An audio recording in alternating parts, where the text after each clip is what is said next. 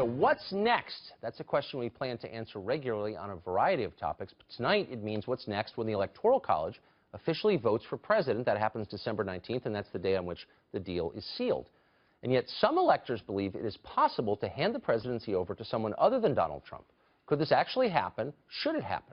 Joining us now, two of those electors who are pushing for this, Brett Tufalo from Washington State and Michael Baca from Colorado.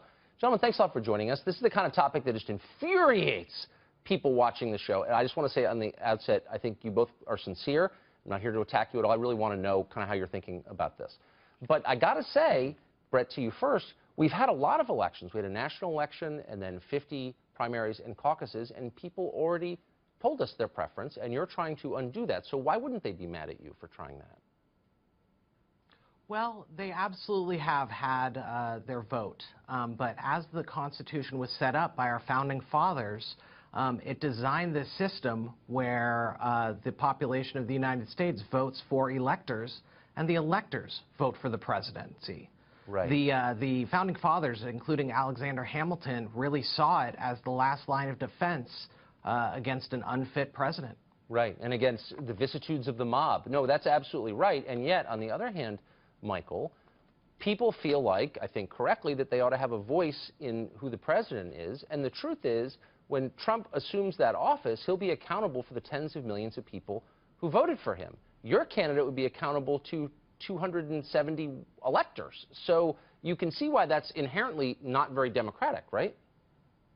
Well, absolutely. And I want to say that, the next president needs to have the values that I believe represent Americans. I'm a former United States Marine. Honor, courage, and commitment are absolutely critical and ingrained to the fiber of my being. And I do not believe that Donald Trump has those values. And so I think that, like Brett mentioned, the founding fathers, this is the last line of defense. And I think that we must do all that we can to, ensure that we have another Republican candidate that has better values for Americans. Right. But, I mean, there's no Republican candidate, as you know, Brett, who has the support that Trump has. And if you were to do this, you would send a really clear message to people that it's not a democracy, it's an oligarchy, a small number of people run it. And wouldn't you be thereby ensuring social chaos? I mean, democracy is a safety valve that keeps people calm, and when they think they have no control, they freak out and storm the Bastille. Isn't this reckless? Well, when the founding fathers set this system up, they set it up specifically this way for a situation like this. Right. And I believe the founding fathers were geniuses and wrote one of the most amazing documents in the history of mankind. And I don't consider it a good thing to question what they put into place. Well, I don't think they actually spoke on Trump specifically that I remember. I haven't seen the documents in a while, but I don't think he's in there.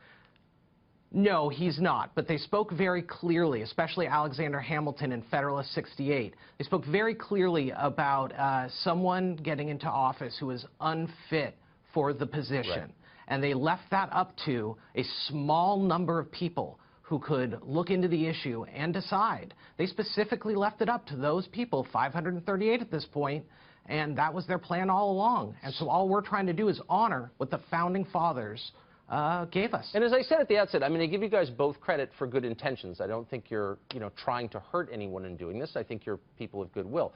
But, Michael, if you are sincerely concerned as a former Marine about the direction this country is about to take under Trump, why wouldn't you do the more obvious thing, which is try to convince wise people to join him in the administration and help administer this government and move it in a good direction? Isn't that a better and more obvious choice?